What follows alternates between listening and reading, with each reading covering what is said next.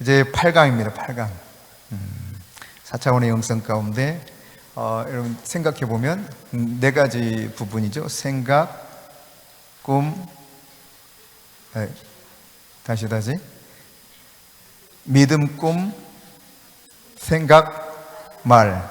믿음, 꿈, 생각, 말. 이 네 가지에서 어떻게 하나님의 차원으로 바꾸어서 우리의 삶을 조정하는가에 따라서 초자연적인 하나님의 놀라운 은혜와 능력을 함께 누릴 수 있게 되는가. 하나님 살아계실까요? 진짜 그래요? 그러면 그 하나님의 살아계심을 우리가 누려야 되거든요. 어떻게 해서 누려야 돼? 진짜 하나님 살아계시는구나. 이런 것들을 그냥 이 과정을 지나가는 것으로 하지 마시고 실제로 배운 것을 여러분의 삶에 이렇게 적용을 해보세요. 행동으로 옮겨보세요. 그럼 말씀이 살아있는지 아닌지를 알 수 있게 돼요. 아주 단순합니다. 말씀의 능력이 있기 때문에. 특히 이제 오늘은 말에 관한 거예요. 말. 우리 말이 얼마나 놀라운 능력이 있는가. 빌리그레암 그러면은 누구도 감히 그의 견줄 수 없을 만큼 위대한 전도자 중에 하나죠. 정말 뛰어난 20세기 최고의 전도자 중에 한 사람입니다. 빌리그레암. 정말 대단한 업적을 남기셨죠. 얼마나 하나님께서 귀하게 쓰셨는지 모릅니다. 그런데 사실 빌리그레암 어렸을 적 청소년 시기만 하더라도 저놈 도대체 커서 뭘 될까? 아주 그냥 말썽꾸러기 중에 말썽꾸러기였대요. 저 녀석 진짜 커서 뭐 되려고 저래? 이랬다는 겁니다. 그런데 그 할머니가 참 너는 말을 잘해. 사람에게 설득력 있게 말을 잘해. 사람은 끄는 매력이 있어. 뭔가 큰 인물이 될 거야. 제대로만 네가 쓰임받는다면 큰 인물이 될 거야. 이렇게 말한 겁니다. 그 말이 빌리그레암 마음을 움직이기 시작한 거예요. 그리고 마침내 어느 날 예수를 영접하게 되고 그가 위대한 그런 세계적인 전도자로서 쓰임받을 수 있게 되었다라고 하는 이야기죠. 빌리그레암만 그런 것이 아닙니다. 빌리그레암뿐만 아니라 여러분 우리나라를 6.25 전쟁 당시에 사실상 완전히 패전 국가 될 수 있었는데 위기 속에서 건져낸 장군이 누굽니까? 존 메가더 아닙니까? 존 메가더. 인천 상륙작전 통해서 도저히 불가능한 작전이라 그랬거든요. 누가 그 작전을 그렇게 시도하겠는가? 아무도 이 작전은 성공할 수 없다. 그렇게 말할 정도의 이 어리석게 판단되는 전쟁 중의 작전이었는데 이 작전이 성공하면서 결국 대한민국이라고 하는 나라가 유지된 거예요. 저와 여러분이 이렇게 편안하게 신앙생활을 하게 된 거예요. 그렇지 않으면 아우지 탄광 갔을지도 몰라.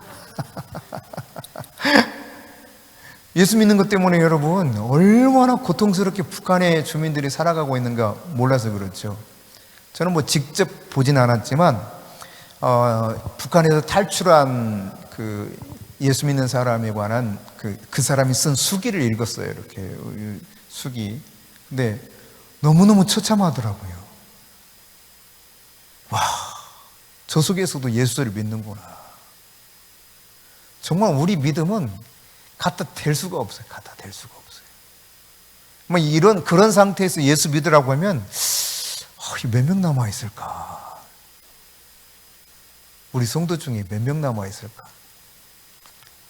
모르겠어요. 장담 못 하겠어요.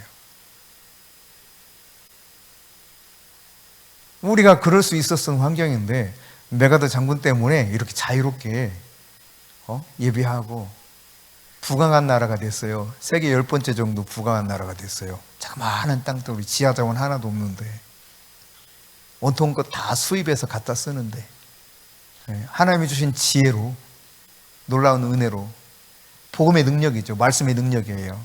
신기하게도 이 말씀 하나님의 말씀이 전해진 곳마다 하나님께서 놀라운 은혜를 주셨거든요.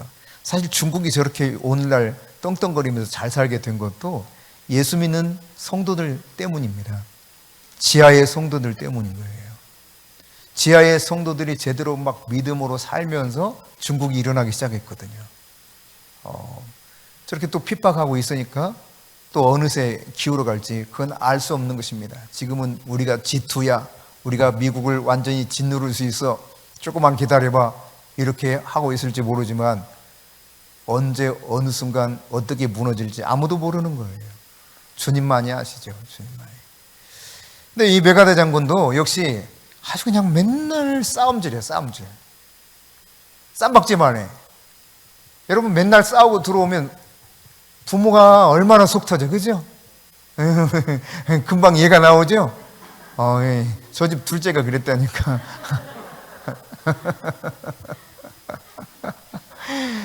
날마다 어디서 연락만 와도 불안해 막. 근데 이렇게 쌈박질만 하는데 할머니가 그런 거예요. 야, 너는 천상 타고났다. 군인 기질로 타고났다. 장군감이다, 장군감. 그러니까 한 가지 좋은 장점을 가지고 칭찬한 겁니다. 말 잘하는 재주를 가지고 있었던 빌리그람에게는 할머니가, 야, 너 진짜 말 잘한다. 너는 사람을 이렇게 말로 설득하는 능력이 있냐. 너 참 제대로, 뭔가 제대로만 되면 정말 잘 쓰임 받겠다.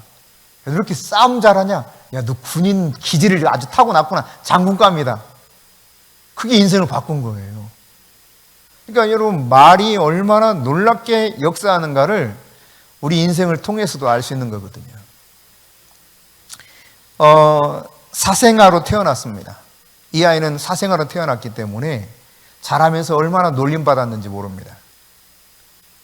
어느 날 그런데 한 교회에 좋은 목사님이 부임하셨다는 소식을 들었어요, 이 아이가요. 그래서 그 교회를 찾아갑니다.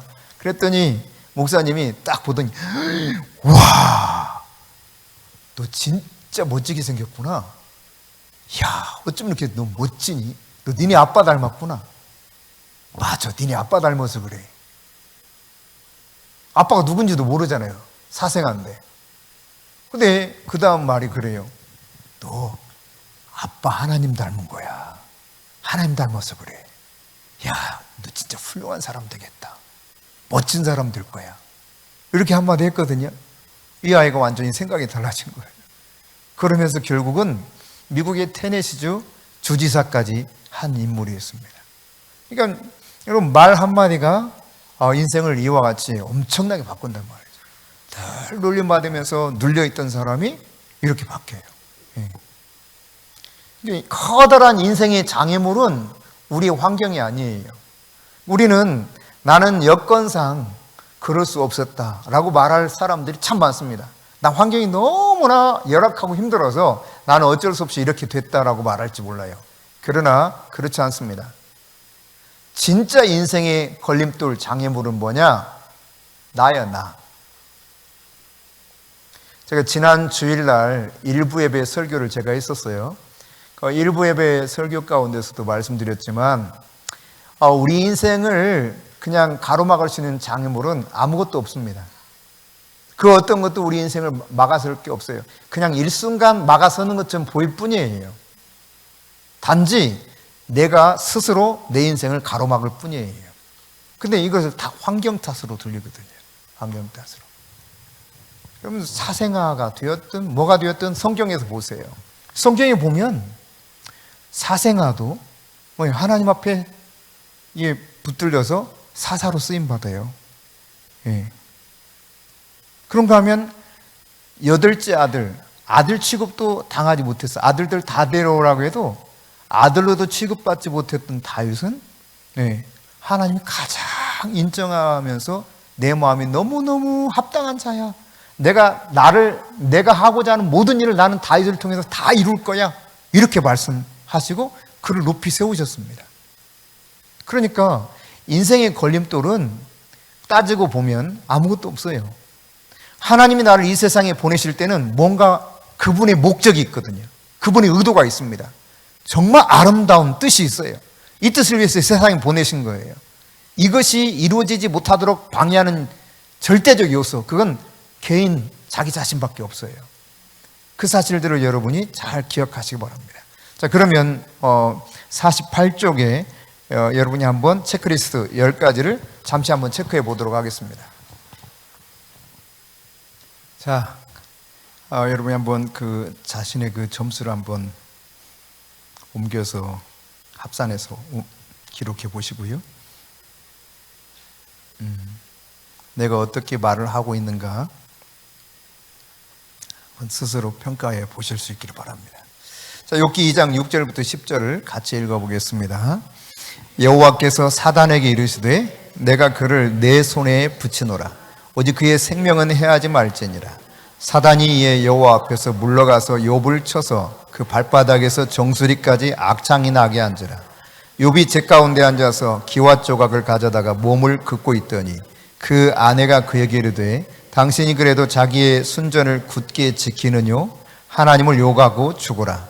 그가 이르되 그대의 말이 어리석은 여자 중 하나의 말 같도다. 우리가 하나님께 복을 받았은즉 재앙도 받지 아니하겠느뇨 하고 이 모든 일에 욥이 입술로 범죄치 아니하니라. 아멘. 여기 보면 이제 욥이 사단의 시험으로 인해서 몸에 악창이 나잖아요. 이거 얼마나 이 악창이 독했는지 성경은 그냥 긁는 정도가 아니라 기와장으로 긁었다고 그랬어요. 그래도 시원치 않은 거예요. 뭐 이런 그 악창 종류가 나서 간지러워서 못 견딜 만한 고통을 조금이라도 느껴보신 분은 이 욥의 어떤 상황을 조금 우리가 이해할 거예요. 기와장으로 막 긁어도 이 가려움이 안 사라지고 뭐 피가 나겠죠. 철철철. 그런 상황입니다.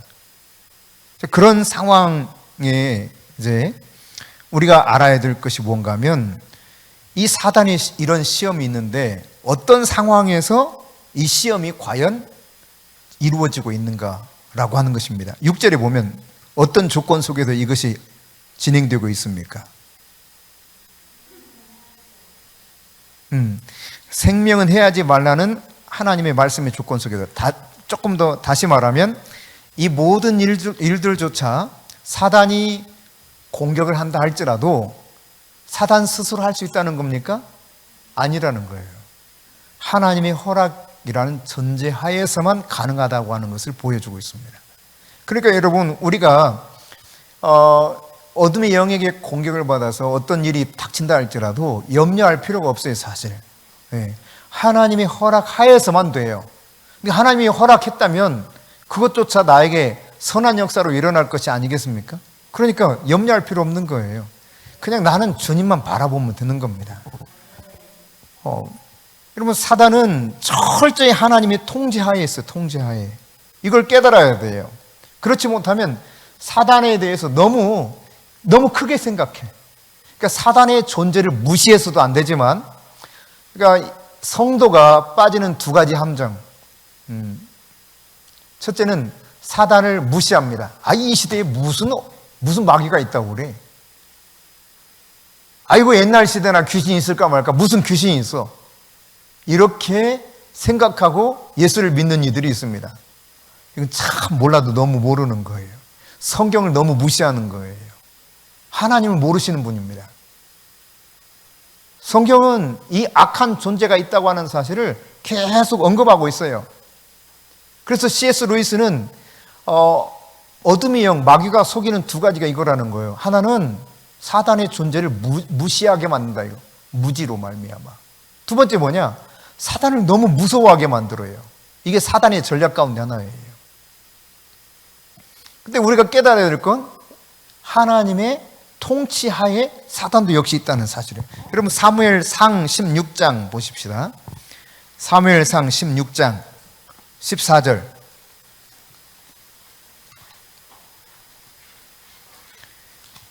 자, 16장 14절 시작.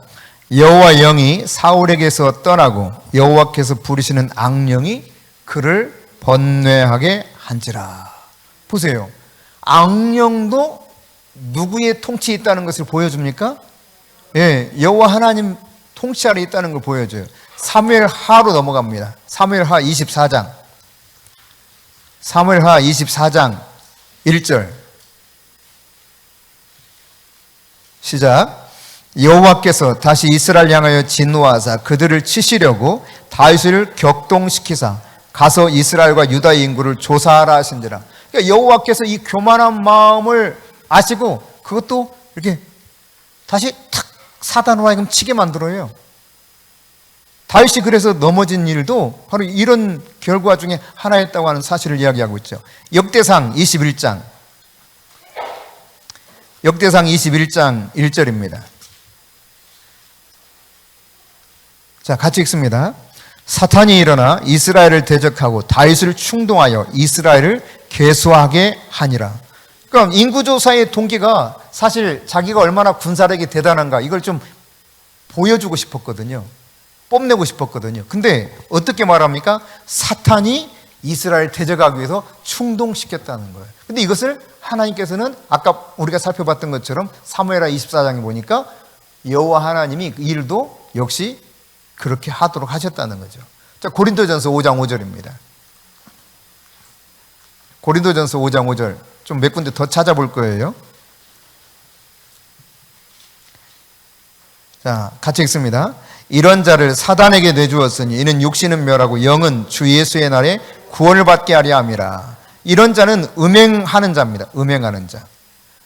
교회를 다니는데 음행을 계속해. 그래서 하나님께서 사탄에게 이 사람 내줬대요. 그래서 어떻게 한다는 겁니까? 육신은 멸하고 죽음에까지도 이르게 한다는 거예요. 차라리 이 지경까지 가서라도 영이 구원받도록 하겠다는 겁니다. 그러니까 하나님이 하시는 일들이 이와 같이 사단을 통해서 일을 하고 있는 걸 보게 돼요. 고린도후서 12장입니다. 고린도후서 12장 7절 시작.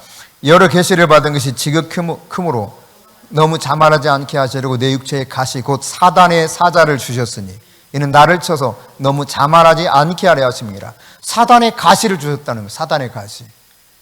누가? 하나님이. 예. 히브리서 2장입니다. 히브리서 2장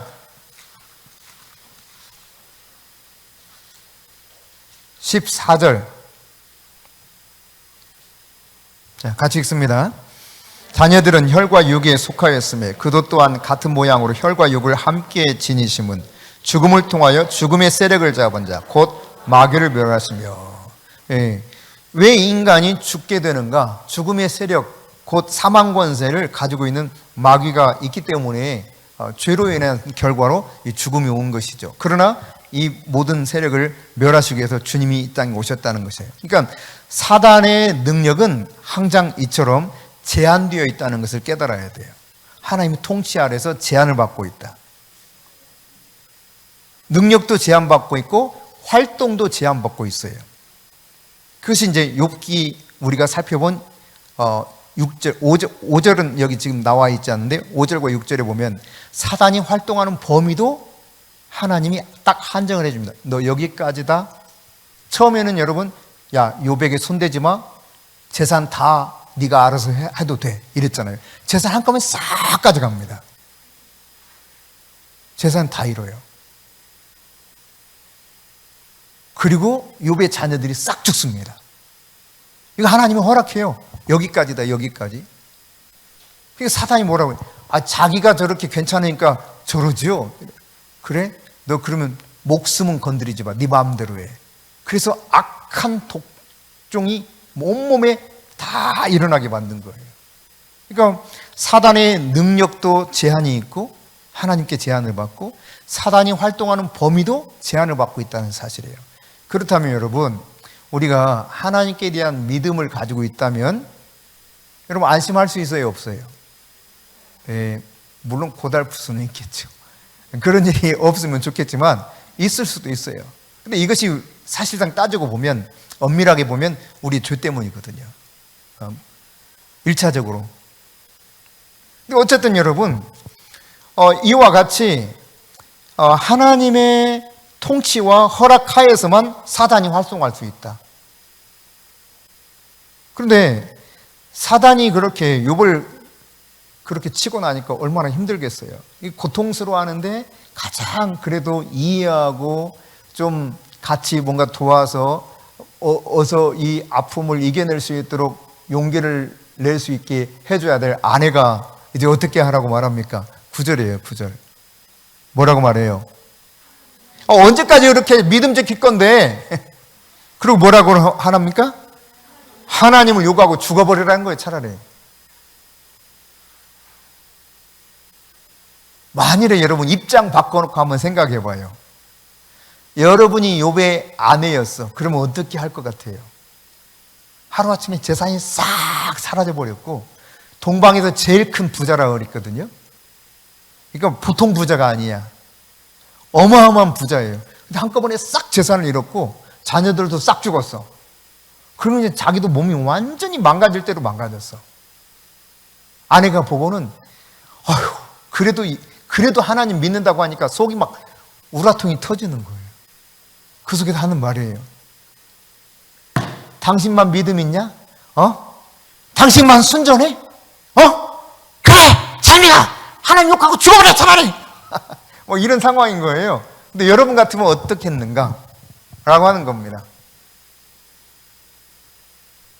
입장 바꿔놓고 우리 조금만 뭔가 문제가 틀어져도 하나님 믿는다며? 당신 하나님 믿는다며? 잘 믿어. 잘 믿어봐.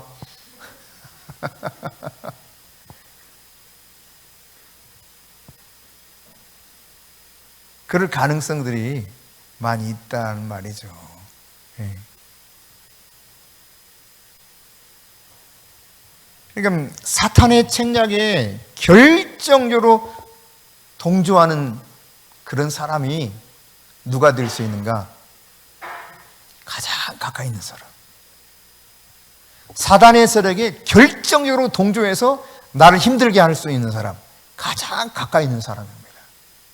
그게 아내였죠, 욥에게는. 그래서 흔히 악마의 보조자라고 이야기하기도 해요. 악마의 보조자. 그럼 보세요. 아담을 누가 타락시켰어요? 아내가 그랬어요. 아내 말 듣다 그렇게 된 거예요. 여자만 좀 이상하게 그렇게 보이나? 똑같아요. 그러니까 가장 가까이 있는 사람이 결국은 악마의 보조자가 돼가지고 악하게 그렇게 쓰임 받는다니까요. 사탄의 도구가 돼요. 그래서 존 깔벤 같은 경우도 사탄의 도구라고 했어요. 사탄의 도구. 어거스틴도 악마의 보조자라고 그랬고. 여러분, 근데 이와 반대로, 정반대로 그렇지 않은 사람들도 있습니다. 기생 라합 같은 경우를 보십시오. 자기의 가족들을 살려내는 엄청난 일에 쓰임받지 않습니까? 에스더 같은 사람 보세요. 민족을 살립니다.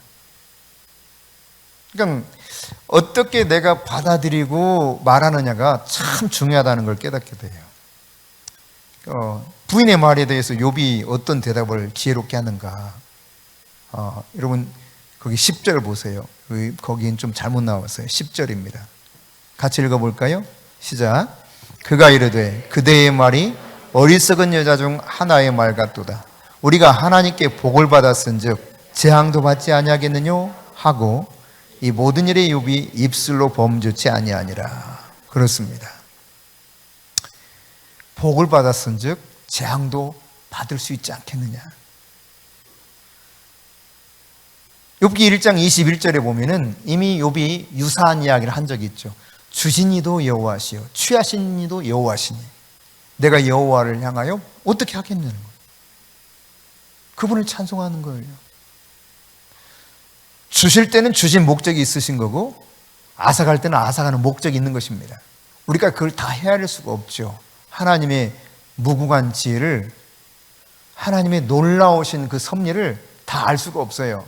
그러니까 눈에 보이는 현상만 이렇게 보기 때문에 그거 보고 그냥 기뻐해서 어쩔 줄 몰라 했다가 또 그거 보고 막 가슴 치면서 한탄하고 막 불평했다가, 제가 어젯밤에 일어난 사건을 두고 보면서 그런 생각 중에 하나가 이런 거였어요. 할로윈 축제를 한다고 하니까 얼마나 이태원의 상가 사람들이 그냥 들떠 있었겠어요. 3년 만에 그 축제가 진행된단 말이에요. 코로나 때문에 2년간 못하다가 3년째 지금 시작된 거잖아요. 아마 정말 큰 기대를 가지고 막 준비했을 겁니다. 근데 그 기대만큼이나 엄청나게 몰려와서 10만 넘게 왔대. 10만 넘게. 그 좁은 그걸 10만 넘게. 온갖 술집마다 다 사람이 가득 차가지고 밖에까지 막 할 정도로. 또 그 가운데 마약이 막 거래되고, 술과 마약이 막 거래되는 이런 상황인 거죠. 다음 날도 기대하고 그 다음 날까지 기대했을지 모르겠어요. 그런데 참 안타깝게도 지금 얼마나 됐는지 모르겠습니다만 새벽 5시 이야기로는 150명 압사, 그리고 중상, 경상자 포함해서 79명. 아마 지금 사망자가 더 늘어났을 겁니다. 새벽 5시 기사를 제가 봤으니까. 참 안타까운 일이죠. 그러면서 한순간 이런 생각이 드는 거예요. 이때 오늘 상가 사람들이 얼마나 기대했을까. 근데 그러고 나니까 이제 모르긴 해도 오늘은 썰렁할 거예요. 적어도. 예. 앞으로도 당분간 썰렁할 수도 있어요. 모르지만 150명이라고 하는 사람이 죽어버렸기 때문에 그 거리 가는 것이 꽤 두려울 겁니다. 그러니까 이게 인간이에요. 여러분, 인간은 야고보서 4장 13절 14절에 보면 이렇게 이야기합니다. 어떤 사람이 내가 도심에 가가지고 이렇게 장사해 가서 큰 이익을 남기리라. 그렇게 하고 떠났다 이 말이에요. 근데 거기 뭐라고 말하냐면, 이 어리석은 사람아, 내가 네 영혼을 오늘 밤에 도로 찾으리니, 이렇게 말해요. 너는 잠시 있다가 사라지는 안개 같다, 이런 표현을 쓰거든요. 그러니까 우리가 이게 생각하고 계획하고 뭐 하는 것들이 내 의도대로 되는 것이 아닙니다. 하나님의 섭리 안에서 하나님 뜻대로 되는 거예요. 그럼 내가 어떤 상황이 있든지 나는 하나님의 말씀을 붙잡고 하나님의 뜻대로 걸어가면 어느 순간 그렇게 보이지 않던 길도 보이기 시작하고, 너무 답답하고 막막했던 길들도 뭔가 빛이 보이기 시작해요. 제가 응암동에 있던 교회에 부목사로 있던 시기예요. 그때가 되면 이제 생명의 말씀사, 종로 쪽에 있는 생명의 말씀사나 교보문고에 가기 위해서는 그쪽을 하여튼 가기 위해서는 항상 금화터널, 거기 터널을 이렇게 통과해서 지났습니다. 그 터널을 하루는 지나다가 그런 생각이 들더라고요. 터널 속에 들어가면 갑자기 밝은 데 있다가 쑥 들어가면 꼼꼼해요. 그래서 순간적으로 잘 보이지 않습니다. 그러나 터널 조금만 지나면 어때요? 다시 밝은 길이 나타나요. 어둠의 터널이 그렇게 길지 않습니다, 여러분. 인생의 어둠이라고 하는 것이 늘 있는 게 아니에요. 우리가 생각했을 때는 굉장히 긴 것 같아요. 그럼 영원의 세계에서 빗대어서 한번 생각해 보세요. 영원의 관점에서 보면은 한 점도 안 돼, 한 점도 안 돼. 우리 인생이 그 인생 가운데 일부가 어두울 뿐이야. 근데 이게 우리는 엄청나게 내 인생이 계속해서 고통스러운 줄 알아요. 안 그래요, 여러분? 내 인생이 죽는 날까지 고통스러워도 그게 끝이 아니에요. 시작에 불과해요. 영혼으로 완전히 들어가는 죽음을 통과해서 그때부터는 이 세상에서 눈물 흘리는 것, 눈물이 없어요. 아픈 것도 없어요. 어떤 어려움도 없습니다. 그 나라로 들어가는 거예요. 여러분, 예수 믿고 나서 우리는 화려한 걸 꿈꿀지 몰라요. 물론 일반적으로 화려하게 됩니다. 잘 되게 되어 있습니다. 왜냐하면 예수님 오신 목적이 그렇기 때문에. 내가 온 것은 양으로 하여금 생명을 얻게 하고 또 풍성히 얻게 하려 합니다. 그런데 하나님의 의도대로 산다고 했을 때 반드시 화려한 인생이 우리에게 주어지는 건 아닙니다. 오히려 그 일로 말미암아 토굴에 갇혀서 유리하는 방황하는 삶을 살 수도 있습니다. 사람들에게 억울하게 죽임을 당할 수도 있습니다. 그게 예수 믿는 삶입니다. 십자가의 삶이라면 기꺼이 따라가는 삶이 그런 것입니다. 근데 그 삶이 그러면 너무 비참해. 나는 저렇게 될 바에 예수 안 믿을 거야. 예수 믿는 거 후회하고 돌아서렵니까? 만약 그렇다면 참 바보죠. 예수님이 말씀하셨어요. 계산하고 나를 따라오라 그랬거든요. 여러분, 정치인에게 줄을 서도 다 나름대로 계산을 합니다. 그래서 내가 어느 정치인에게 나인의 줄을 서야 될까? 계산하고 따라가는 거예요. 잘 되면 자기도 잘 되는 거고, 못 되면 자기도 못 되는 거고. 그렇잖아요? 어떤 장로님이 오셔서, 어제 오셨던 장로님이신데, 이회창 씨 라인에 섰었대요. 2번 대선 나왔잖아요. 2번 다 섰다는 거예요.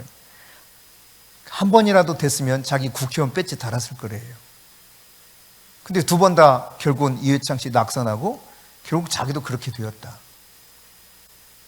그렇지만 거기에 대해서 인생이 굴곡이 있는 것에 대해서 후회하지 않는 삶에 대해서 말씀하셨는데 참 이분 좀 대단하시더라고요. 공부하는 열정이 얼마나 대단한지.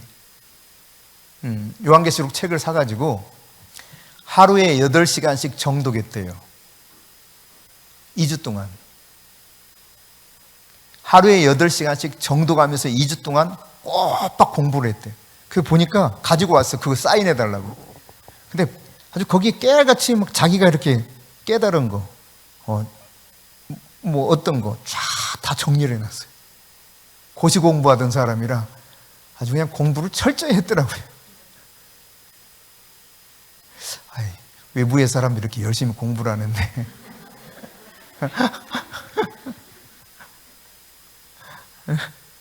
제가 말씀드렸잖아요. 호주의 이영수 장로님은 새벽 3시나 4시 일어나셔서 하루 일과를 시작하시는데 일어나면 바로 요한계시록 1장부터 22장까지 읽으시고 그 다음 최 목사님의 동영상 강의 하루에 2개 내지 3개를 들으시고 그게 일과 중에 제일 중요한 일과래요. 참 대단하신 분들 많아요. 인간이 마음대로 되는 게 아니에요. 계획한다고. 하나님의 섭리대로 산다고 무조건 인간적으로 잘 되는 것만은 아닙니다. 많은 어려움을 따를 수 있습니다. 특히나 예수님을 따르기로 결정하고 제자된 삶을 살려고 하면 얼마나 많은 고통이 따를 수 있는지 몰라요. 하나님이 찾으신 사람, 이 이영수 장로님의 책을 보면 저렇게 고생할, 끔찍하다. 끔찍했어요? 근데 그것을 다 극복하고 이겨내요. 하나님의 은혜가 그 안에 막 임하는 거예요. 야, 정말 대단해요. 정말 존경스러운 분이에요. 저런 사람 하나님이 사용하지 않으면 너무 하나님 앞에 하나님이 손실이야, 손실. 네. 그러니까 인생을 살아도 멋지잖아요. 오늘 우리가 복과 재앙이 하나님께로부터 기원되고 있다는 사실을 분명히 깨달아야 돼요. 주신 자도 여호와시고 취하신 자도 여호와입니다. 따라서 우리가 주님 뜻대로만 산다면 내가 이 땅에서 좀 못 먹고 못 살아도 괜찮아요. 히브리서 11장이 뭘 말합니까? 믿음으로 사는 사람들이 얼마나 핍박당하고 고통 중에 사는가를 언급하면서 이런 사람들을 세상이 감당하지 못할 사람이라고 말하거든요. 결국 주님 앞에 가서 얼마나 큰 상급을 받을 것인가를 보여주고 있죠. 제가 몇몇 분들에게 이야기한 적이 있는데 저희 아이들 어렸을 때는 이렇게 천국에 종종 왔다 갔다 했어요. 이렇게 일주일에 한 서너 번은 그렇게 했나 봐요. 더 했는지도 모르겠어요. 그럴 수도 있어요. 거의 매일 하다시피 했어요. 근데 이제 어느 날은 제가 궁금해가지고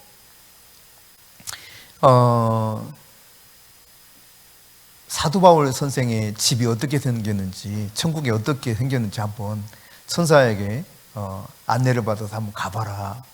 도착했대요. 천사가 수레를 태워가지고 쫙 해서 딱 도착했어. 그 보더니 하는 말이, 우리 아들이 아빠 집이 없는데요 그래요. 아니 무슨 소리야, 지금 천사의 안내를 받아서 지금 사도 바울 집에 왔다며. 잘 봐. 너 잘 못 본 거 아니야? 아니, 없어요, 아빠. 그러더니 한참 좀 지나더니 이거 성인데? 집안이 너무 커가지고 성이더라고요, 성. 제가 그 말을 듣는데 한번 해머로 뻥 맞는 것 같아요. 야, 이게 진실이구나. 이 땅에서 주를 위해서 포기하고 이 땅에서 주를 위해서 곤욕을 당한 만큼, 핍박을 당한 만큼 하늘에서 너희가 나로 인하여 핍박당하면 너희가 기뻐하라 그랬잖아요.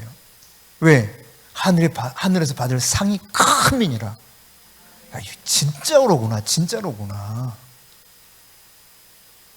그게 아주 그냥 절감되더라고요. 제가 한번 또 이야기 들으신 분들이 있어요.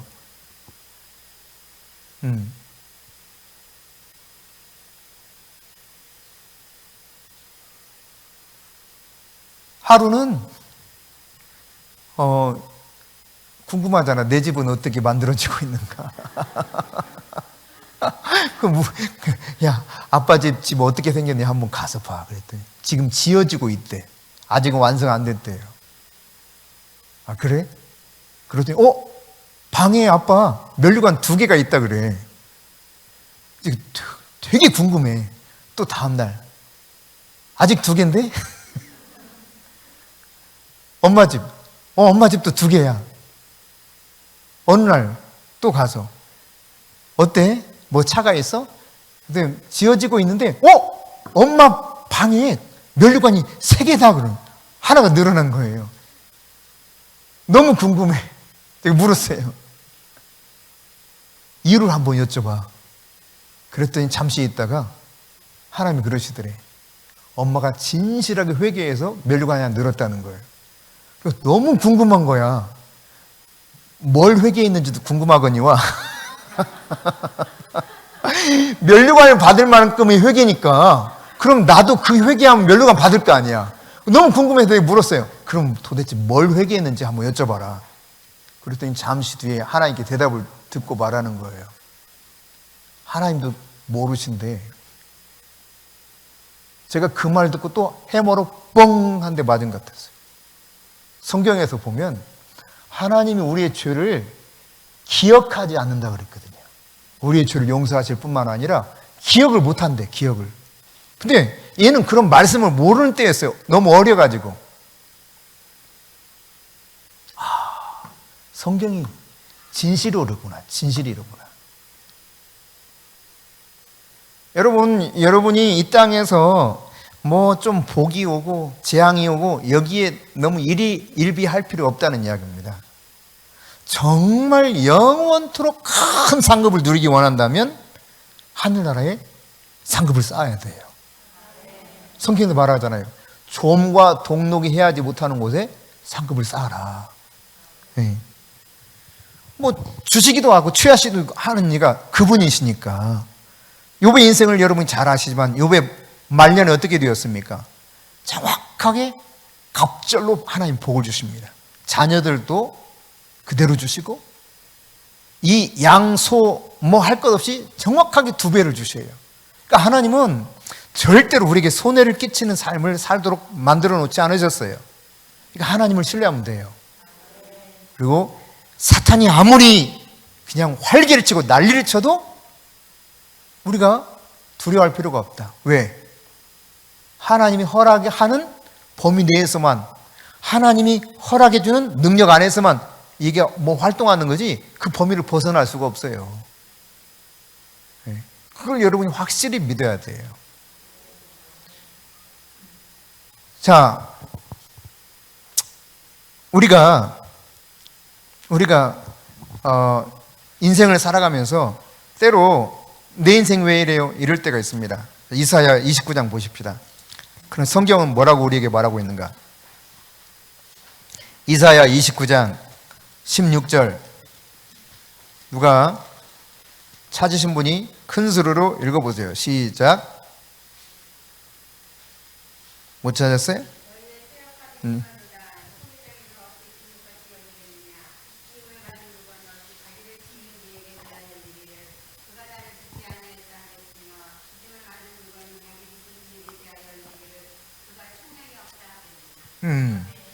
여러분, 하나님이 진짜 웃겨요. 왜 이래? 하나님이 정말 하나님 계시다면 이래요? 이럴 수 있어요.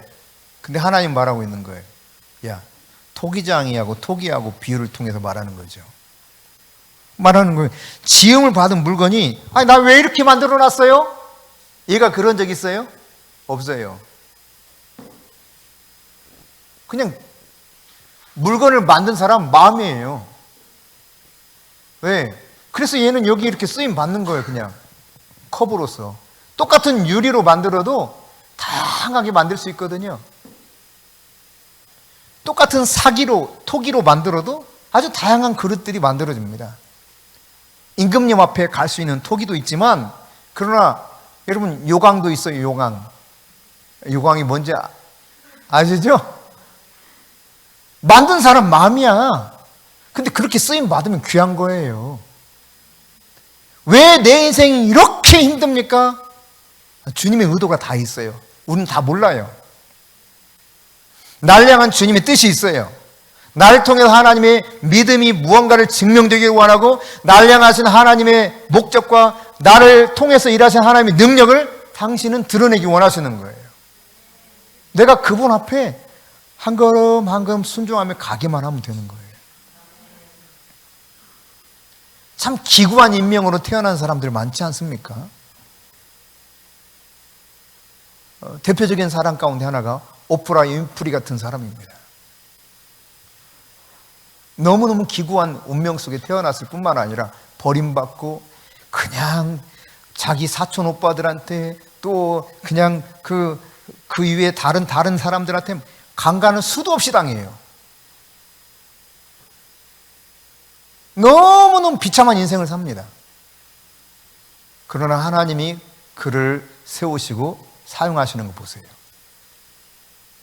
그 말 한마디에 세계가 왔다 갔다 할 정도예요. 누가 그 인생이 비참하다고만 말할 수 있겠어요? 너무너무 귀하게 쓰임받고 있단 말이죠. 그러니까 인생이 내가 어찌할 수 없는 영역들이 있어요. 여기에 대해서 한탄하고 불평하면서 세월을 보내면 계속해서 내가 마귀의 의도대로 쓰임받을 수밖에 없습니다. 그러나 내 인생을 향한 하나님의 분명한 의도가 있다는 사실을 믿고, 사단이 아무리 활개를 쳐도 하나님이 허락하신 것 외에는 아무것도 할 수 없다는 이 사실을, 하나님의 주권과 섭리를 믿고 여러분이 살아간다면 인생은 달라지게 되어 있습니다. 욥이 하나님께 복을 받았으면 재앙도 받지 않겠느냐 말한 겁니다. 그리고 입술로 죄를 범하지 않아요. 여러분이 어려운 상황 마주쳤을 때 여러분은 어떤 반응을 보이면서 지금까지 살아오셨습니까? 죄를 짓지 않게 해서 내 입술로 죄를 짓지 않게 해서 어떻게 반응하면서 살아왔습니까? 그럼 곰곰이 생각해 보세요. 여러분, 이 사실을 기억하시기 바랍니다. 내가 말하면 누가 들을까요? 이렇게. 내가 말하면 일단, 내가 들어, 일단. 내가 말하면 또 누군가 나의 말을 곁에서 듣는 사람도 듣겠죠? 사람 없으면, 우리말에 그런 거 있죠? 뭐라고요? 좀 크게 말해봐요. 아이, 크게 말해봐요. 네. 낮에 말을 하면 새가 듣고 밤에 말을 해도 쥐가 듣는다. 그게 실제로 쥐가 듣는지 어떤지는 모르겠어요. 왜 그런 표현을 썼을까요? 옛날에는 쥐가 집에서 같이 살았거든. 아시는가 모르겠지만 쥐가 왔다 갔다 하면서요, 위에서 살았습니다. 그놈들 밑에서 살았어요, 인간이. 그러다가 얘네들이 조금 기분 나쁘면 똥오줌 몽땅 싸가지고요, 거기 그냥 푹 떨어집니다. 자다가 벌떡 일어나는 일도 있어요. 쥐 밑에서 살았어요. 그래서 반말은 쥐가 듣는다 그런 거예요. 밤에 이놈들이 얼마나 활동하는지 몰라. 정신없이 왔다 갔다 해. 막 천정 그냥 완전 운동장이야, 운동장. 안 살아봐서 모르지, 리나. 무슨 말 하는지 모르겠지.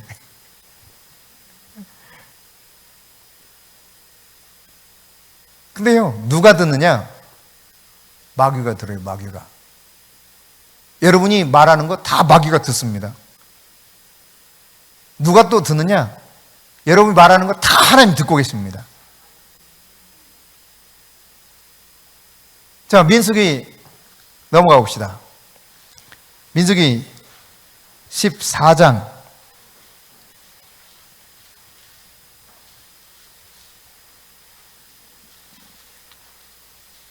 28절 27절 28절 해볼까요? 27절 28절 민수기 14장 27절 28절 시작. 나를 원망하는 이 악한 회중에게 내가 어느 때까지 참으랴. 이스라엘 자손이 나를 향하여 원망하는 바 그 원망하는 말을 내가 들었노라. 그들에게 이르기를 여호와의 말씀에 내 삶을 두고 맹세하노라. 너희 말이 내 귀에 들린 대로 내가 너희에게 행하리니. 누가 들어요? 하나님 듣고 있어요. 그리고 하나님이 최종적으로 그렇게 말씀하고 있죠. 너희 말이 내 귀에 들린 대로 내가 너희에게 행하리니. 그러니까 내가 말하는 것을 하나님이 들으시고 하늘에서 결제하시는 거예요. 오케이, 내가 그렇게 할게. 땅땅땅. 그러니까 우리가 말하는 게 얼마나 중요한가를 깨달아야 됩니다. 여러분이 어리석게 말했으면 그걸 빨리 용서를 구하고 말을 바꿔야 돼요. 주님, 제가 어리석게 내 입술로 부정한 언어, 잘못된 말을 했습니다. 용서해 주세요. 취소합니다. 그리고 다시 말하세요, 그냥. 네. 여러분이 진짜 원하는 거. 예를 들어 이런 거예요. 진짜 원하는 건 예를 들어서 속썩이는 자식이 있다 쳐봅시다. 야, 이놈아! 더 이상 속썩이지 말고 나가! 이랬어. 그게 진짜 부모 마음이에요? 아니죠?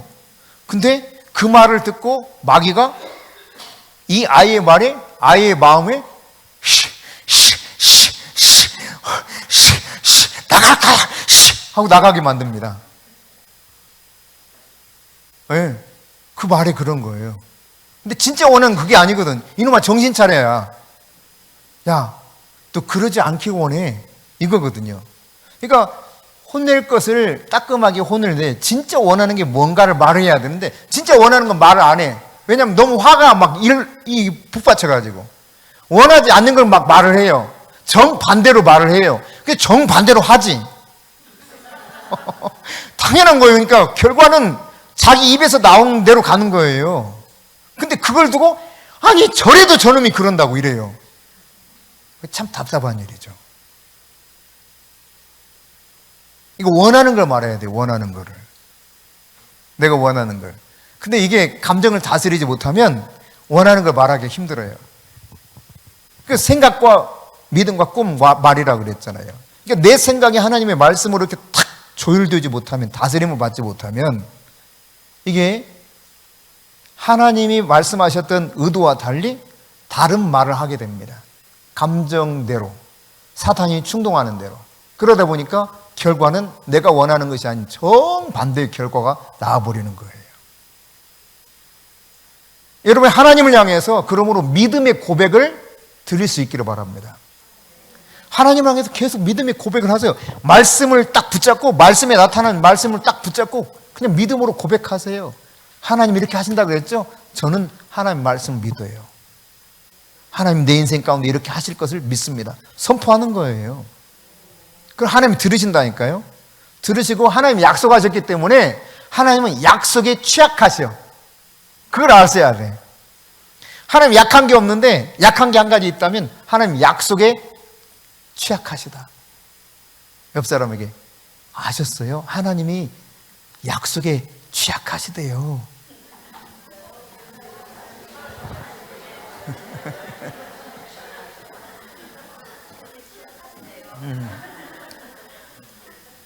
예, 진선자매님, 하나님이 약속에 취약하십니다. 예. 그러니까 약속의 말씀을 붙잡고 내가 하나님 앞에 말을 하면, 말씀을 드리면, 믿음으로 말씀을 드리면 하나님 들으신다니까요. 그리고 언젠가 반드시 그 말대로 되도록 만들어 주셔요. 왜? 약속 때문에. 약속 때문에. 여러분, 참 놀라운 사실은 하나님이 아브라함에게 그랬잖아요. 네 후손들에게 내가 이 땅을 준다 그랬거든요. 근데 그 땅 줘요, 안 줘요? 주시잖아요. 이 땅 주겠다 그랬는데 그 땅 주셨거든요. 아직 주지 않는 이유까지 설명합니다. 아직은 아모리 사람들의 죄악이 관영치 않아서 아직 안 주는 거야.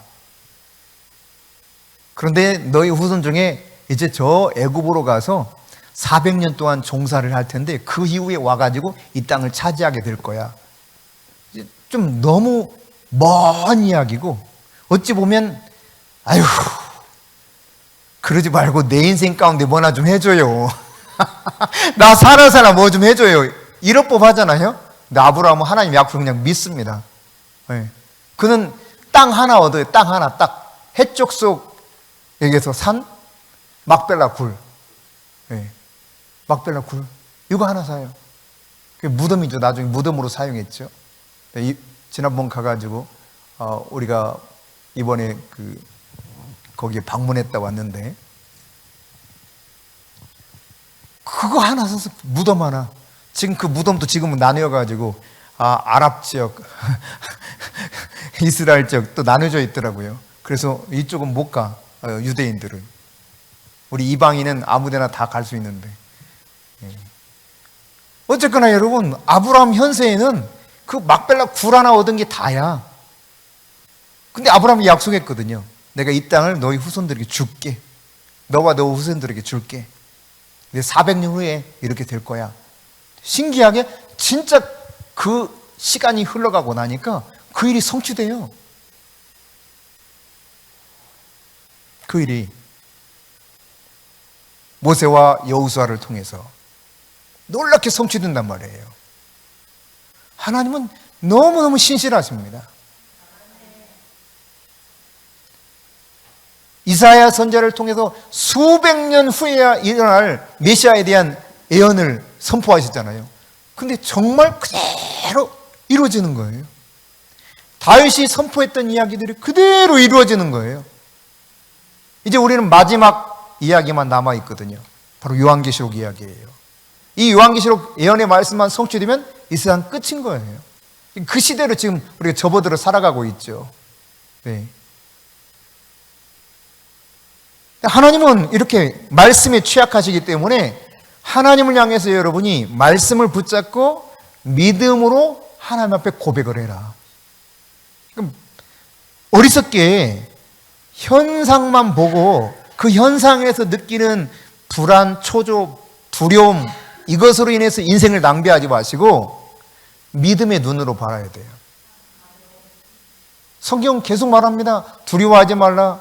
두려워하지 말아라. 내가 너를 도와줄 것이다. 내가 너와 함께 할 것이다. 내가 너를 형통하게 할 것이다. 근데 계속해서 인간은 불안해하고 두려워합니다. 하나님은 이것을 얼마나 자주 언급하시는지 몰라요. 무려 365번이 나와 있다니까 성경에. 그런데도 사람들은 잘 듣질 않아요. 그러니까 오늘 오전에 봤던 영상처럼 왜 그러냐면 하나님의 책을 잃어버리고 살아가는 사람들이 너무 허다하기 때문에 그래요. 성경에서는 우리가 인생을 살 때 어떻게 가장 지혜롭게 사는지, 현명하게 사는지, 또 행복하게 사는지 비결을 다 기록해 두고 있거든요. 성경의 말씀을 가지고 믿음으로 하나님께 고백할 수 있기를 바랍니다. 성경의 말씀을 가지고 다른 사람을 향해서 믿음으로 칭찬할 수 있기를 바랍니다. 성경의 말씀을 가지고 여러분 자신을 향해서 격려할 수 있기를 바랍니다. 내가 얼마나 위대한 존재인가. 별 볼 일 없는 것 같은데 안 그래요, 여러분. 여러분 하나님 자녀라니까. 하나님 자녀. 이 정체성만 분명하게 회복되면 정말 놀라운 일이 일어나요. 저는 그걸 확실히 경험했어요. 내가 하나님의 자녀라는 정체성이 확 들어오니까 정말 놀랍게 바뀌더라고요. 놀랍게. 이제는 꿈도 꾸지 못했던 일들이 막 일어나는 거예요. 내가 말하면 현실이 되는 거예요. 그리스도 안에서 내가 어떤 존재인가를 알면 돼요. 이 세상에서 어떤 조건이 갖춰지지 않아도 좋습니다. 내가 그리스도 안에 있다고 하는 이 분명한 사실만 확실하게 깨닫고 하나님의 자녀의 정체성만 가진다면 여러분의 인생은 세상 뭐라고 해도 사실 하나님 앞에서 탄탄대로예요. 탄탄대로. 흔들리는 것처럼 보일지 몰라요. 그러나 탄탄대로입니다. 주님 안에서 나의 정체성이 분명하고 내가 여전히 말씀을 신뢰하면서 주님 앞에 계속 믿음으로 전진하고 있다면 그 인생은 잘 가고 있는 것입니다. 그러므로 여러분이 믿음을 가지고 선포하시고 반복해서 계속 그 말씀 안에 여러분이 머무를 수 있도록 그렇게 다짐하며 가실 수 있기를 바랍니다. 문제와 고난이 생기면 하나님께 여러분이 그 문제를 가지고 나가세요. 왜 문제와 고난이 내 앞에 닥치느냐? 물론 우리의 죄의 문제도 있을 수 있습니다. 그러나 그것이 설령 죄 때문에 오는 문제와 고난일지라도 이 문제와 고난을 통해서 하나님이 의도하시는 바는 뭐냐? 내 믿음이 자라가게 하는 거예요. 할렐루야. 그러니까 여러분 한번 생각해 보세요. 똑같아요. 여러분 자녀를 양육하면서 자녀들이 그냥 진짜 엉터리 짓을 해가지고 혼나는데 혼내는 이유가 뭐예요? 잘 되라고 그런 거예요. 잘 자라라고. 똑같은 거예요, 여러분. 고난이 와도 우리가 제대로 믿음 안에서 잘 자라도록 하는 것이지 우리를 잘못된 길로 인도하시는 분은 아니시라는 사실이에요. 네. 근데 말은 인간의 삶과 불가분리의 관계에 있는 거 인정하실 겁니다. 그러니까 말을 통해서 우리 의사를 표현하잖아요. 내가 어떤 생각을 가지고 있는지. 그 말을 통해서 나를 의사를 표현하면서 서로 관계를 형성해서 사회생활을 해나갑니다. 그러니까 이 말이 굉장히 중요하죠. 우리말에도 그런 말 있잖아요. 말 한마디 뭐라고 그래요? 천냥빚도 갚을 수 있대. 그러니까 말 한마디가 얼마나 중요한 걸 알 수 있죠.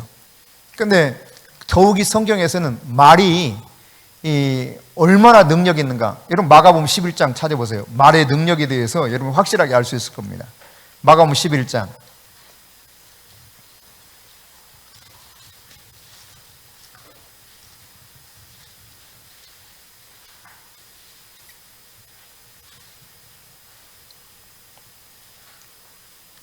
어, 23절입니다.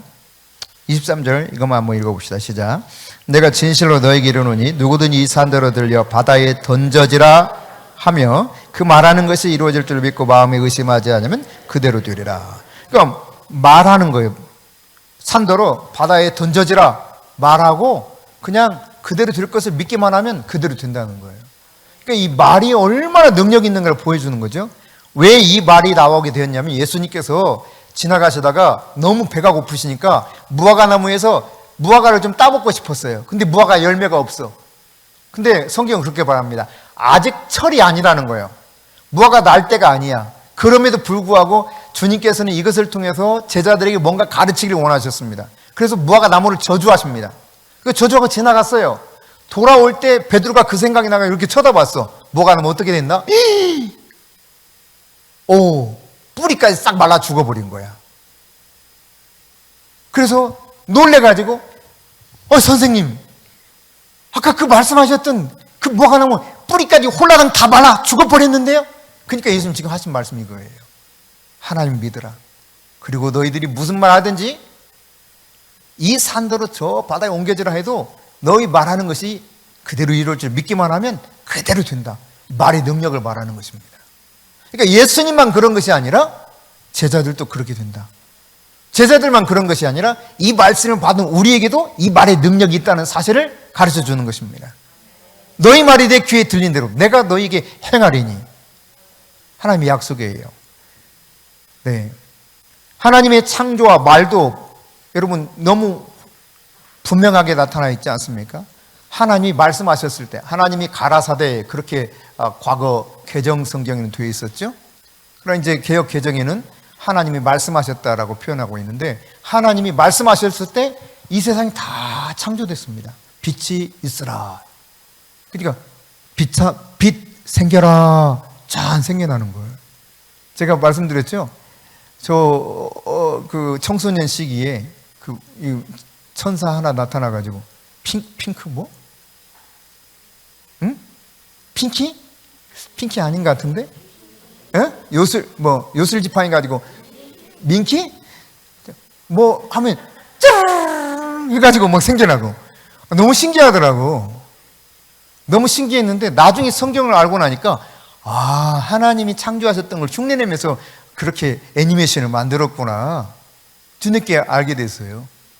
하나님 천사가 말하는데 쫙 생겨 막. 나는 그걸 보면서, 야, 너무 신기하다. 애니메이션이지만 너무 신기하다. 그랬는데, 하나님의 말씀을 약간 각색해가지고 각본을 만들어서 그렇게 만든 것에 불과했어요. 하나님의 말씀이 얼마나 위대한가.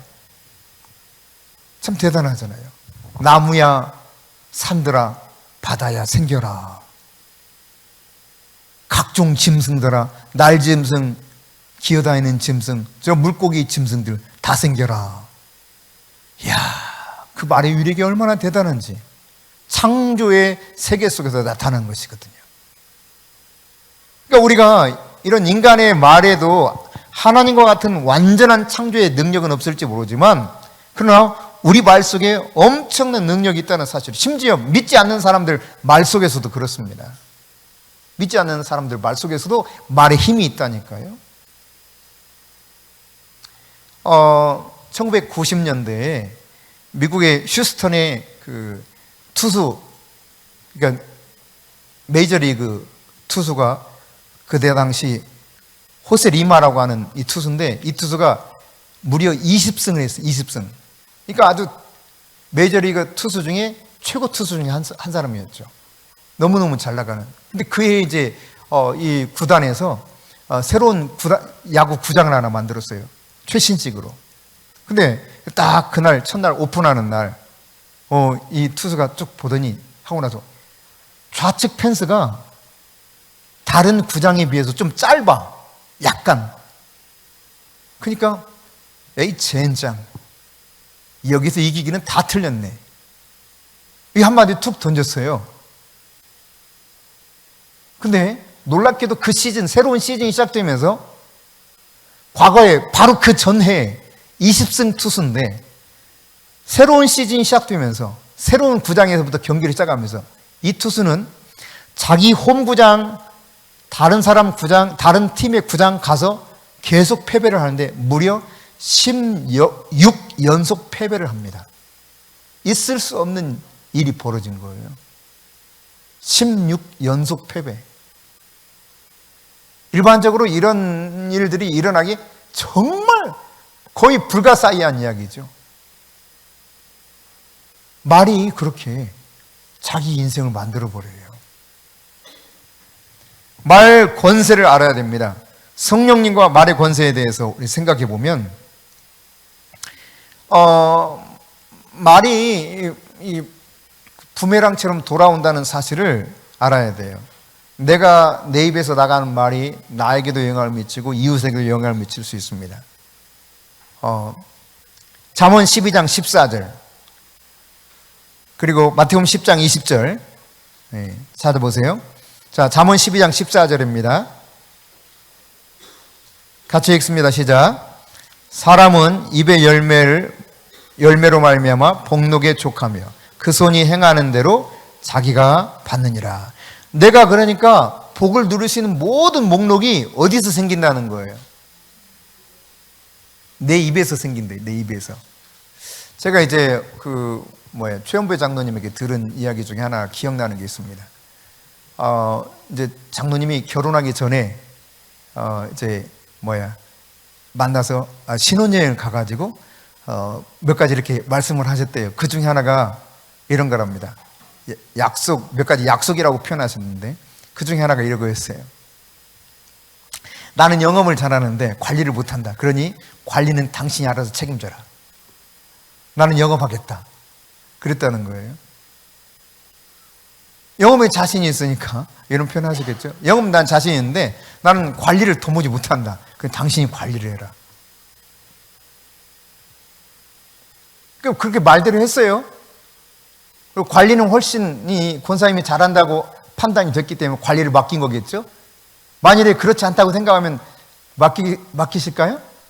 차라리 내가 하고 말지 이런 생각 하셨겠죠. 네.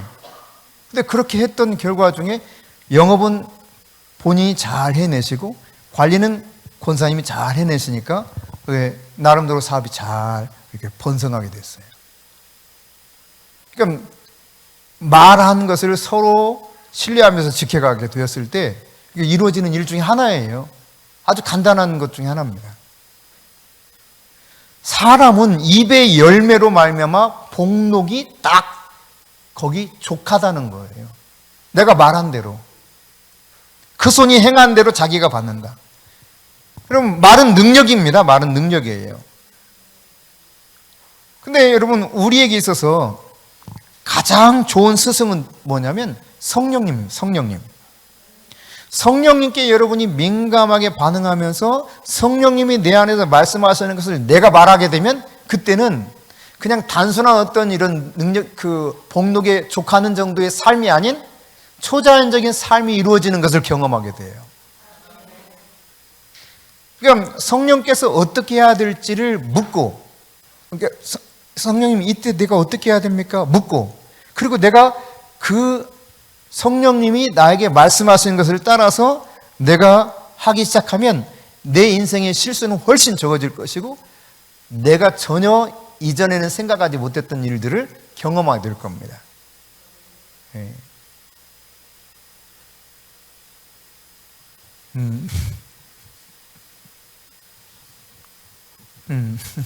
약간 고민스러워서 제가 동의를 못 구해서 못하겠네.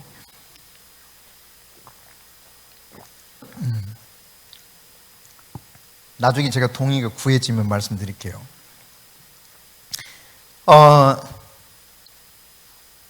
자, 마태복음 10장 20절입니다. 마태복음 10장 20절 같이 읽습니다. 시작. 말하는 이는 너희가 아니라 너희 속에서 말씀하시는 이 곧 너희 아버지의 성령이시니라. 그러니까 이때는 무슨 이야기냐면, 이제 예수 믿는 것 때문에 핍박하고 막 하게 될 때 두려워할 필요 없다. 왜? 너희들이 말하는 게 아니라 성령이 너희들을 통해서 말할 것이기 때문에. 그러니까 여러분, 성령이 주시는 말을 하면 성령 안에서 하나님이 행하고자 하시는 일들을 하게 되는 거예요. 그럼 여러분이 어떤 문제에 부딪혔거나 혹은 불신자와 복음을 전하는 상황 속에서도 내가 알고 있는 상식에 의존해서 하기보다 성령님을 의지해야 돼요. 성령님을. 이때 성령님, 내가 어떻게 하면 좋겠습니까? 성령님이 나로 하여금 할 말을 생각나게 하시도록. 그러면 성령님이 할 말을 생각나게 하십니다. 설교할 때도 똑같습니다. 설교할 때 원고만 가지고 원고를 쭉 하는, 물론 이제 원고를 정리할 때도 성령님의 도움을 구하죠, 당연히. 그렇지만 이제 그냥 설교 원고만 가지고 하는 설교도 귀합니다. 저 그거 이상하다는 표현 아닙니다. 잘못 오해하지 마시고요. 근데 하나님이 그 순간순간 그냥 말씀하시는 게 있거든요. 저도 몰라요. 그래서 사실 어떤 때는 내가 무슨 말을 하게 될지, 또 내가 왜 이 말을 했는지 잘 모를 때도 있습니다. 그럼 하나님 그냥 순간 생각나게 하시는 것들을 내가 따라가는 경우들이 있기 때문에. 그래서 실제로 제가 보통 이제 주일날 설교하면 한 35분에서 40분 정도 하게 되는데, 그냥 메모지 하나에 그 요약한 거 그냥 하나거든요. 나머지는 그냥 몰라요, 그냥. 모르는 거예요. 내 입술을 따라서 주님이 알아서 하시는 거지 어디로 갈지 몰라요. 그래서 1부하고 2부하고 다를 때도 있어요. 하나님 그때그때마다 하시게 하는 때가 있거든요. 내가 이미 생각도 못한 일을 막 말하게 하세요. 그럼 그냥 성령이 주신 대로 막 이렇게 따라가는 거예요. 목요일 같은 경우도 이제 한 3분의 1 정도는 그런 내용들이었어요. 모르는 거죠, 뭐. 그냥 주님이 주시는 대로 가는 거예요. 제가 계획한 건 아니니까. 그럼 성령께서 나에게 주시는 말을 생각나게, 내가 어떤 말을 할 것인지 생각나게 하시도록 여러분이 한번 성령님 의지해 보세요. 그리고 그런 경험이 있다면 여러분이 이따 나눌 때 한번 나눠보시기 바랍니다. 어떻게 성령님이 하셨는가. 정말 절박한 상황 속에서 성령님의 도우심이 필요한 것을 느끼고 성령님의 도움을 구하면 그렇게 하시는 것을 경험한 사람들이 여럿 있습니다. 네, 실제로 그렇습니다. 자, 고린도전서 2장 10절입니다. 고린도전서 2장 10절 함께 읽겠습니다. 시작. 오직 하나님이 성령으로 이것을 우리에게 보이셨으니 성령은 모든 것 곧 하나님의 깊은 것이라도 통달하시느니라. 성령을 따라서 여러분이 한번 사는 훈련을 해보시기 바랍니다. 말이 얼마나 중요하느냐? 생명을 다스리기 때문에 말은 중요하다고 할 수 있습니다. 말 한마디가 살릴 수도 있고 죽일 수도 있어요. 그래서 잠언 18장 21절에 보면 죽고 사는 것이 혀의 권세에 달려있다 그러거든요. 그래서 혀를 쓰기 좋아하는 사람, 그 사람은 그 열매를 먹으리라 그랬어요. 그러니까 여러분이 말을 어떻게 하느냐가 그 인생을 만들어가는 겁니다. 그다음 말은 환경을 다스립니다. 포춘지 500대 기업의 임원들을 쭉 조사한 거예요. 그랬더니 무려 94% 사람들이 자기가 왜 성공했는가? 내면적인 자세가 자기의 성공 요인 첫 번째로 꼽았다는 거예요. 그 내면적인 자세 중에서 가장 중요한 게 뭐냐? 생각과 말이었어요. 그러니까 말이 우리의 환경을 생산적으로 만들 수도 있지만 우리의 환경을 아주 그냥 무너지게 만들 수도 있다. 파괴적으로 만들 수도 있다는 사실입니다. 환경을 다스립니다. 부정적인 말을 여러분이 삼가하시고 긍정적인 말, 성경을 근거로 해서 긍정적인 말을 하기 시작하면 그 말이 내 인생을 새롭게 만들어가기 시작할 겁니다. 그 다음 말은 육체를 다스린다 그랬어요. 육체를 다스린다. 이러면 질병도 마찬가지인 거죠. 질병도. 죽는다고 하는 말을 들으면 사람들이 갑자기 정말 그 말 한마디에 죽어가는 경우를 볼 수 있어요. 근데 그 말을 들어도 내가 다시 말을 바꾸어서 표현할 수 아는 믿음이 필요해요. 어떤 말을 듣느냐에 따라서 내가 받아들이느냐에 따라서 엄청난 영향을 내 자신에게 끼치게 되거든요. 2004년도 10월 말 정말 큰 교통사고를 저희가 당했습니다. 그리고 이제 다행히 살아났어요. 죽을 수 있는 그런 교통사고였는데 다행히 살아났는데 제가 이제 입원해서 있으니까 오셔서 병문안 오셔서 하시는 말씀들이 동일해요. 아유, 천만다행이다. 그 상황 속에서 살아났구나. 진짜 천만다행이다. 감사하네. 근데 참 걱정이다. 그 말을 꼭 하셔. 누구든지. 뒤에 말을. 뒤에 말을 꼭 하셔. 근데 참 걱정이다. 교통사고는 후유증이 평생 간다는데. 이 말을 꼭 덧붙이더라고요. 오는 사람마다 다 똑같아. 그래서 제가 그 말을 들을 때마다 그랬습니다. 걱정하지 마세요. 저는 교통사고 후유증 없을 겁니다. 걱정하지 마세요. 또 다음 분이 와서 또 그래. 걱정하지 마세요. 저는 교통사고 후유증 없을 겁니다. 또 그래. 교통사고 후유증 없을 겁니다. 교통사고 후유증 없을 겁니다. 제가 다 그냥 반대로 표현한 거예요. 저는 괜찮을 겁니다. 걱정하지 마세요. 하나님이 저를 도우셔서 사고 후유증 없을 테니 걱정하지 마세요. 감사합니다. 왜? 말에 힘이 있기 때문에 내가 그 말을 받아들이는 순간 나는 그 말로 인해서 눌리기 시작해요. 내 몸에 영향을 미쳐요. 실제로 말이. 그러므로 여러분이 말을 통해서 고백하세요. 믿음을.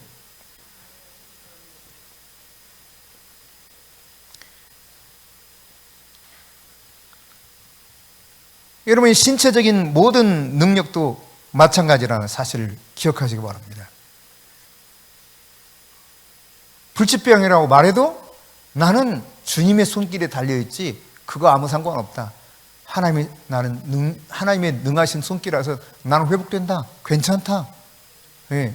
믿음으로 여러분이 받아들이시고 이걸 고백하세요. 주님이 하신 주님이. 예. 말은 영적 권세의 통로가 된다 그랬는데요. 말에는 권세가 있거든요. 현실에서 이게 이루어지는 힘이 있습니다. 심지어 어둠의 영에 속한 사람들 말에도 권세가 있어요. 여러분 아프리카 부두 종교 있죠? 이 부두 종교를 믿는 사람들의 주술사들이 말하는 힘이 얼마나 대단한지, 예를 들어서 한 사람을 콕 찍고 그 사람에게 저주를 딱 걸잖아요. 그럼 막 이 부두 종교는 피를 축복해요. 피를 축복하면서 악마를 숭배하는 종교 중에 하나가 이 부두 종교입니다.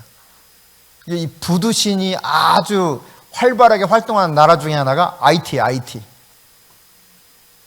근데 어쨌든 이 부두 종교에서 한 사람 콕 집어서 저주의 말을 하게 되면은 얼마나 대단한지, 막 사람이 그냥 그 자리에서 죽기도 해요. 그 저주에 눌려가지고.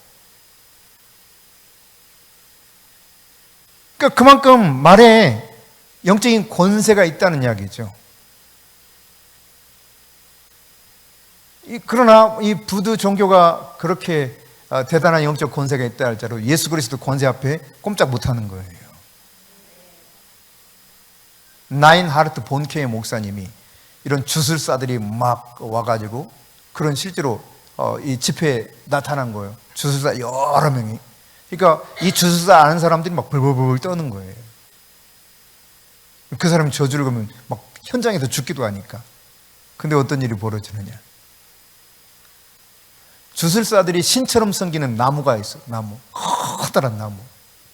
근데 그 집회대 중에 나무가 위에서부터 쫙 갈라져 버려요. 하늘에서 불이 떨어져서요. 주술사들 꼼짝없이 거기서 무릎 꿇습니다. 아무 힘도 행하지 못하고. 그러니까 어둠의 세력에 영적인 권세가 있다면 하나님 나라 백성에게는 하나님의 권세가 있는 거예요. 여러분 성경에 말하고 있잖아요. 영접하는 자, 요한복음 1장 12절에 곧 그 이름을 믿는 자들에게는 뭐라고 말씀하셨어요? 하나님의 자녀가 되는 권세를 주셨나니. 하나님의 자녀의 권세가 있기 때문에 하나님과 동일한 권세인 것입니다. 내가 말하면 하나님이 말하는 것과 같은 거예요. 그러면 여러분이 나의 정체성, 이걸 잘 알면 돼. 내가 어떤 존재인가. 이것만 제대로 딱 정립이 되면 엄청난 변화가 일어난다니까요. 네. 자, 그 다음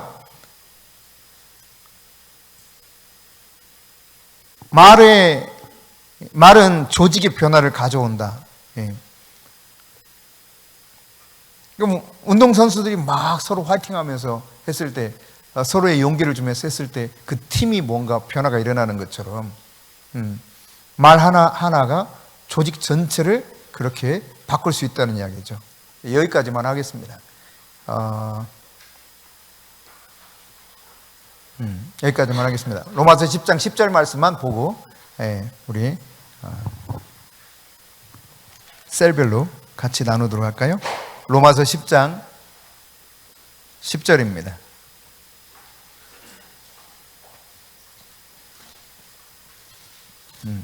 함께 로마서 10장 10절 받들어 읽습니다.